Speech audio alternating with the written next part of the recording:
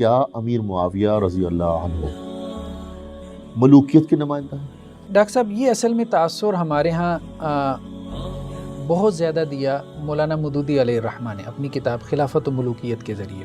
یہ تعویل کرتے ہیں کہ یہ پرانی امت کی تھی، اس امت میں یہ جائز کیسے ہو گئی؟ پہلے اس امت میں آپ نسخ کا حکم تو لے کے آئیں۔ یس، بسم اللہ الرحمن الرحیم۔ ڈاکٹر صاحب ایک اور سوال۔ جی، یہ سوال پوچھنے کا جو مقصد ہے وہ یہ ہے کہ یہ سوال آج کل کے حالات کے اعتبار سے، مطلب جو بھی آج کل کی افکار ہیں، سیاسی افکار جو پھیلے ہوئے ہیں معاشرے کے اندر، اسی تناظر میں اگر ہم دیکھیں اور یہ سوال بنتا ہے کہ کیا امیر معاویہ رضی اللہ عنہ ملوکیت کے نمائندہ ہیں یا تھے؟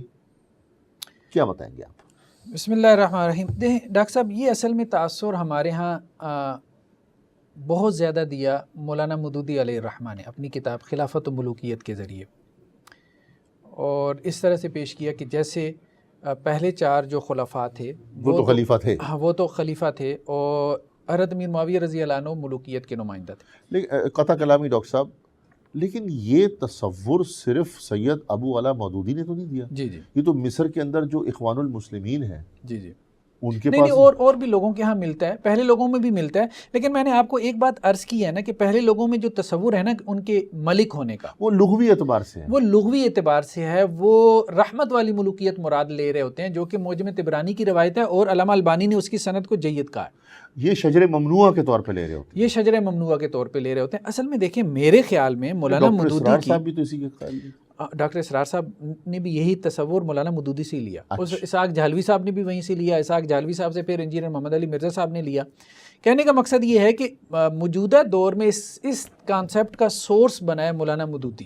اچھا، مولانا مودودی علیہ الرحمہ جو ہے نا، ان کی پولیٹیکل اسلام میں نو ڈاؤٹ کنٹریبیوشن ہے، لیکن سیاسی اسلام میں جو انہوں نے فاحش غلطیاں کی ہیں اس میں سب سے بڑی غلطی، مطلب آپ یوں کہہ لیں کہ کتاب و سنت، ہاں بلنڈر اس کو کہنا چاہیے، کتاب و سنت کے سری خلاف، وہ یہ کہ انہوں نے خلافت کے پیرلل ملوکیت کو ایک نظام قرار دیا، اور ملوکیت بھی جو ہے وہ ملک کے لفظ سے پکڑ لیا، ٹھیک ہے جی، خلافت کے پیرلل وہ لبرلزم کو نہیں لے کے آئے، خلافت کے پیرلل جو ہے وہ سیکولرزم کو نہیں لے کے آئے، ڈیموکریسی کو، ہاں ڈیموکریسی کو نہیں لے کے آئے، بہت سی چیزوں کو تو ہمارے ہاں لوگ پولیٹیکل اسلام والے تو اسلامائز کرتے رہے، یعنی جو مغرب سے آیا تھا اس کو اسلامائز کر لیا اسلامک ڈیموکریسی کے ذریعے سے۔ جی دیکھیں نا، سوورنٹی بلانگس ٹو پیپل، جی حاکمیت اعلیٰ عوام ہے، نہیں وہ اس معنی میں نہیں لیتے، جب وہ اسلامی جمہوریت کہتے ہیں تو وہ اس معنی میں نہیں اس لیتے، کو انہوں نے اسلامائز تو کر لیا نا۔ ہاں اسلامائز کر لیا۔ تو اگر اس کو اسلامائز کر سکتے ہیں تو کیا ملوکیت کو اسلامائز نہیں کر سکتے؟ بالکل ہو سکتی تھی، ملوکیت کو ویسے اسلامائز کرنے کی ضرورت بھی نہیں تھی۔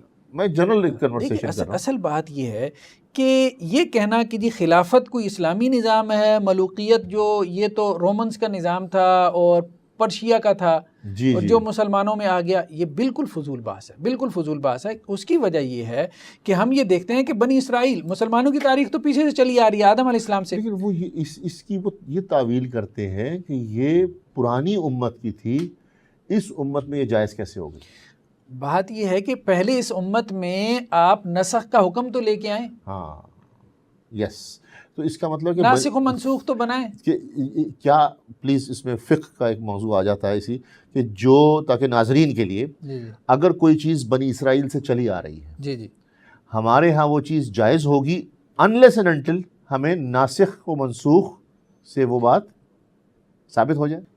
اصل میں ڈاکٹر صاحب یہ دیکھیں، ہم یہ بات کر رہے ہیں کہ یہ بیسیکلی جو ہے سیاست شریعہ کا موضوع ہے، یہ کوئی فقہی موضوع ہے بھی نہیں، یہ کوئی عبادات کا موضوع ہے بھی نہیں کہ ہم پچھلی امتوں کی کوئی عبادات جو ہے وہ اٹھا کے ہم اس کو فالو کر رہے ہیں۔ دیکھیں یہ جو بات کہی گئی ہے یہ ہمارے سامنے سورہ یوسف میں ہے، ٹھیک ہے، تو یہاں پہ اللہ سبحانہ و تعالیٰ کیا کہہ رہے ہیں حضرت یوسف علیہ السلام کے بارے میں کہ ہم نے ان کو ایک تدبیر سکھا دی، جی، ما کان لیاخذ اخاہ فی دین الملک، تو بادشاہ کا جو دین تھا اس کے مطابق وہ اپنے بھائی کو اپنے پاس نہیں رکھ سکتے تھے، جی، تو بادشاہ چلی آ رہی تھی۔ پھر حضرت یوسف علیہ السلام خود بادشاہ بنے، جی، سورہ یوسف میں پورا قصہ جو ہے وہ معروف ہے ہمارے سامنے، ٹھیک بالکل۔ ہے۔ اگر یہ اتنا ہی جو ہے فضول قسم کا نظام تھا یا بادشاہ ہونا اللہ کی نظر میں اتنا عیب تھا تو انبیاء کیسے بادشاہ بنتے؟ جی جی، پھر جو اس کے معصوم ہوتے ہیں۔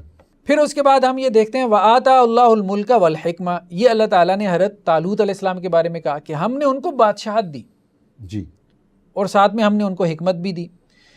پھر حضرت طالوت کے بعد اب آپ دیکھیں کہ وَوَارِثَ سُلَيْمَانُ داؤد، حضرت داؤد علیہ السلام بھی جو ہے وہ اس کے بعد بادشاہ بنے ہیں، اور حضرت سلیمان پھر حضرت داؤد کے وارث بنے ہیں۔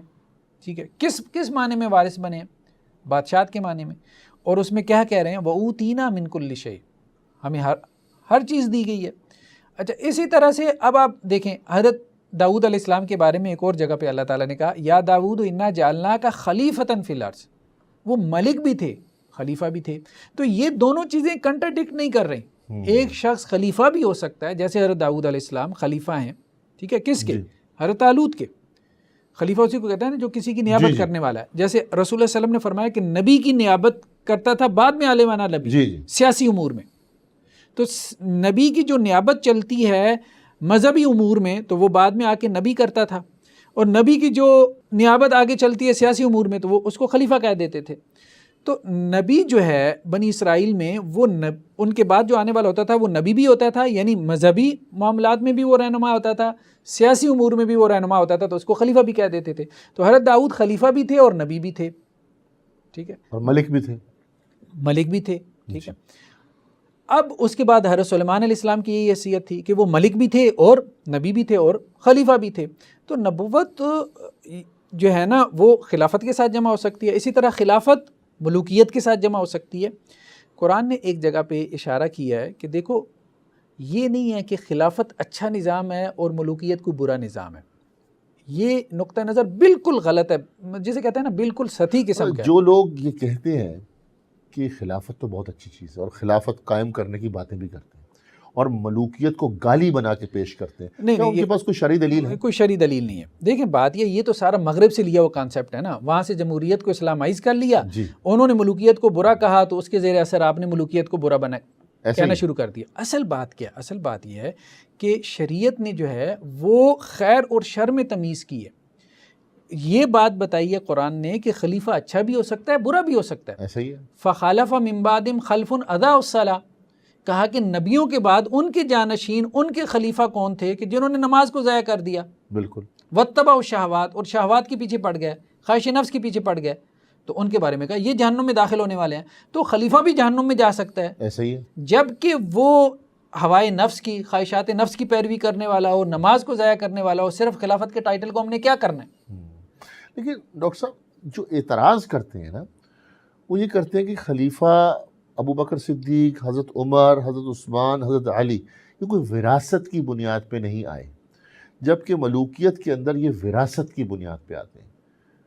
تو اس وجہ سے ہم اس کو برا سمجھتے ہیں کیونکہ یہ لوگ پوری ایک ریاست کو اپنی ذاتی جاگیر بنا لیتے ہیں۔ دیکھیں ڈاکٹر صاحب اصل بات یہ ہے، صحیح اعتبار سے اگر آپ سوچیں نا تو ابھی قرآن کی آیت ہم نے آپ کے سامنے رکھی، وَوَارِثَ سُلَيْمَانُ داؤد، وراثت اللہ کے ہاں بری چیز نہیں ہے، بندہ کوالیفائی کرنا چاہیے۔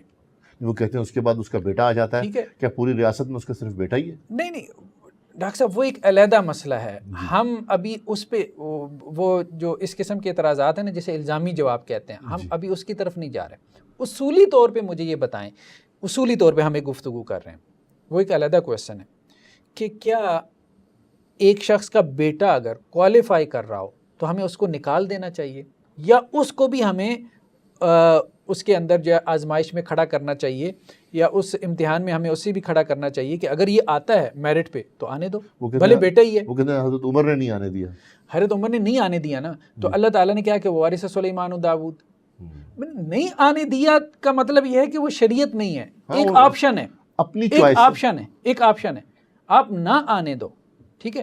حضرت علی نے تو آنے دیا رضی اللہ عنہ، حضرت حسن بن گیا نا اس کے بعد۔ یہ حضرت عمر کا فیل ان کی پرسنل چوائس بھی تو ہو سکتا ہے، اس لیے حضرت علی کے بعد حضرت حسن رضی اللہ عنہ آئے، اگرچہ حضرت علی نے یہ نہیں کہا تھا کہ ان کو بناؤ، جی ٹھیک ہے، حضرت علی نے یہ لیکن نہیں کہا آ تو گئے نا، وہ آ گئے، ٹھیک ہے۔ تو کہنے کا مقصد یہ ہے کہ یہ کوئی دلیل نہیں ہے کہ جی خلافت اور ملوکیت میں یہ فرق ہوتا ہے کہ خلافت میں جو ہے وہ وراثت نہیں چلتی، ملوکیت میں وراثت چلتی ہے۔ بات یہ اصل بات کو سمجھنے کی کوشش کریں، بات یہ ہے کہ اللہ تعالیٰ نے جبر کو ناپسند کیا ہے، جبری خلافت بھی ہو سکتی ہے. یہ داعش کی خلافت کیا تھی؟ جبر ہے، سارا جبر ہی تو تھا. اور کیا تھا؟ مطلب جس کی سب نے مخالفت کی، ایون کہ انہوں نے بھی مخالفت کی کہ جو. تو بعض اوقات یہ ہوتا ہے کہ خلافت کے پیکج میں، خلافت کے ڈبے میں آپ ملوکیت ڈال دیں گے. تو آپ بات سمجھنے کی کوشش کریں، دین نے جبر کو، ظلم کو ناپسند کیا ہے، بھلے وہ خلافت کے نام پہ ہو. بالکل.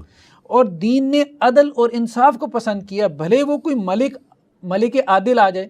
ایسے ہی حدیثوں میں آتا نہیں ہے کہ 7 جن لوگوں کو قیامت والے دن عرش کا سایہ نصیب ہوگا، ان میں سے ایک کون ہوگا؟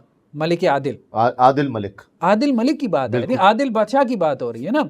تو کہنے کا مقصد یہ ہے کہ نہ تو خلافت جو ہے آپ یہ کہہ سکتے ہیں کوئی اسلامی نظام ہے، نہ آپ یہ کہہ سکتے ہیں ملوکیت کوئی اسلامی نظام ہے.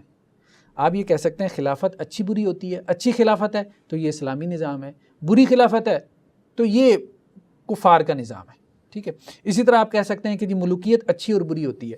اگر اچھی ملوکیت ہے یعنی عادل بادشاہت ہے تو وہ اسلام کا مطلوب ہے، اور اگر بری ملوکیت ہے، کاٹ کھانے والی ہے اور اس میں ظلم و ستم اور جبر ہے تو وہ بری ہے، اس کی ہم مذمت کریں گے. تو خلافت جس طرح سے اچھی اور بری ہو سکتی ہے، خلیفہ اچھا اور برا ہو سکتا ہے. ہمارے ہاں کیا کیا گیا کہ خلیفہ کو ایک مقدس گائے کے طور پہ پیش کیا. جی معصوم عن الخطا سمجھا ہوا ہے. معصوم عن الخطا لوگوں نے سمجھ دیا. ایک تو یہ غلطی ہوئی، وہ دیکھیں نا اہل تشیع کے ہاں تو وہ معمور من اللہ اس کو سمجھا گیا. ٹھیک ہے. لیکن ہمارے ہاں تو وہ معمور من اللہ نہیں ہے نا، وہ تو سلیکٹڈ ہے نا. ٹھیک ہے. شورا نے سلیکٹ کیا یا افراد نے سلیکٹ کیا ہے تو وہ سلیکٹ، اور ہٹا بھی سکتے ہیں، اور اس میں خطا بھی ہو سکتی ہے. تو ایک تو دیکھیں بہت سی چیزوں کا ہمارے یہاں ریوائز کرنا چاہیے، میں یہ سمجھتا ہوں. اور میں نے اپنے پی ایچ ڈی کی تھیسس میں ان چیزوں پہ ریسرچ ورک جو ہے وہ اپنا ریسرچ اوپینین پیش کیے. ایک تو یہ کہ خلیفہ جو ہے نا تا حیات، یہ کہاں پہ کتاب و سنت میں کہ خلیفہ تا حیات ہی ہونا چاہیے. زیادہ سے زیادہ آپ فیل سے دلیل دے سکتے ہیں نا کہ تا حیات ہوتے تھے. تو اس دور کا ایک کلچر تھا، چل سے چل تھا، بادشاہ بھی تا حیات ہوتا تھا. یہ مسٹ نہیں ہے. دیکھیں خلافت اور ملوکیت دونوں میں تا حیات ہی ہوتے ہیں نا.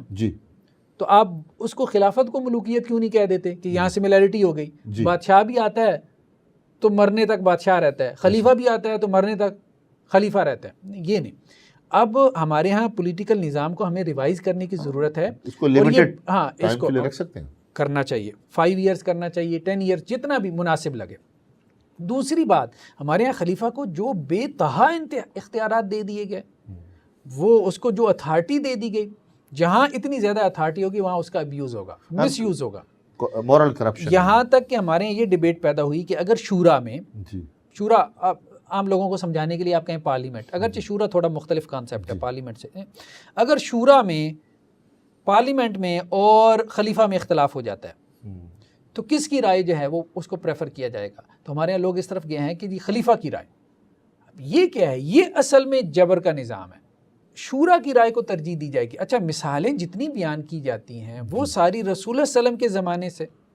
بھئی اللہ کے رسول صلی اللہ علیہ وسلم تو صرف جو ہے وہ مسلمانوں کے امیر المومنین نہیں ہے، خلیفۃ المسلمین نہیں ہے، بلکہ نبی اور رسول بھی ہیں. لیکن حضرت ابو بکر صدیق نے جب سارے صحابہ سے اختلاف کیا، مسلمہ کذاب اور دوسرے جو فتنہ اس وقت پیدا ہوا تھا ان کے خلاف جہاد کرنے سے متعلق، تو وہ تو اکیلے لڑنے کے لیے تیار تھے. اصل بات یہ ہے ڈاکٹر صاحب، اس بات کو سمجھیں.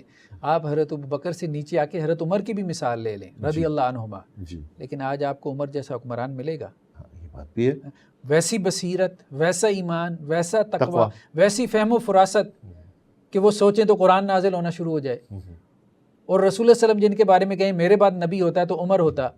آج آپ کو ایسے حکمران ملیں گے اتنے فہم اور بصیرت والے کہ جن کو آپ خلیفہ بنا کے آپ پوری قوم کا مستقبل ان کے ہاتھ میں پکڑا دیں، بھائی جو کرو تم نے کرنا ہے. مطلب آپ نے انڈیا سے جنگ کرنی ہے تو آپ فیصلہ کرو، پوری پارلیمنٹ ایک طرف کھڑی ہے، آپ کا فیصلہ، بھائی پوری قوم کو آپ جھونک دو جنگ کے عذاب. آپ کی اس بات سے میں ایک چھوٹی سی بات کرنا چاہوں گا.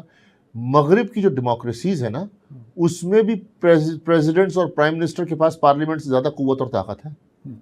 جب برطانیہ کی پارلیمنٹ کچھ کہہ رہی تھی اور برطانیہ کے ٹونی بلیئر نے جب افغانستان پر حملہ کرنا تھا تو کسی سے پوچھا نہیں. ان کی انٹیلیجنس ایجنسیز نے ان کو رپورٹ دی، ان کے بڑے بڑے جرنیلوں نے اپنی اسٹریٹجیز مرتب کی اور ٹونی بلیئر نے کہا اٹیک کر دو. اور اس کا نقصان ہوا کہ فائدہ ہوا؟ نقصان تو ہوا، لیکن کہاں گئی ڈیموکریسی جو ہم کو سکھایا پڑھایا گیا ہے بچپن سے؟ تو یہ بھی تو ملوکیت ہے یا ایک فرد واحد کی حکومت ہے؟ تو اصل بات یہ ہے کہ اس دور میں اب اگر خلافت چل سکتی ہے نا جی تو وہ پرسنل نہیں، وہ شورائی خلافت چل سکتی ٹھیک ہے. شورائی خلافت، اور ویسے بھی یعنی ہمارے شورا مذہب کی رائے کو آپ ترجیح دیں. ٹھیک ہے، ویسے بھی ہمارے دین نے ہم کو اجازت دی ہے کہ آپ جس طرح بہتر اپنے حالات کے اعتبار سے، اپنے کلچر کے اعتبار سے، اپنے ماحول کے اعتبار سے قوانین مرتب کر لیں اور بس کتاب و سنت سے ناٹا کریں. باہر خلاصہ ڈاکٹر صاحب ہم یہ نکالتے ہیں کہ اصل میں یہ نہیں ہم کہہ سکتے کہ خلافت اچھی ہوتی ہے اور ملوکیت بری ہوتی ہے. ہم یہ کہہ سکتے ہیں کہ خلافت اچھی بھی ہوتی ہے، بری بھی ہوتی ہے. اگر اچھی ہے تو آپ اپریشیٹ کریں، اور اگر بری ہے تو آپ اس کی مذمت کریں. اسی طرح سے ملوکیت اچھی بھی ہوتی ہے، بری بھی ہوتی ہے. اگر اچھی ہے تو آپ اس کو اپریشیٹ کریں، اگر بری ہے تو آپ اس کی مذمت کریں. ٹھیک. ڈاکٹر صاحب بہت بہت شکریہ، آپ نے اس بات کو بہت اچھی طرح واضح کر دیا. ناظرین اب ہم نئے سوال کے ساتھ حاضر ہوتے ہیں. جزاک اللہ الخیر.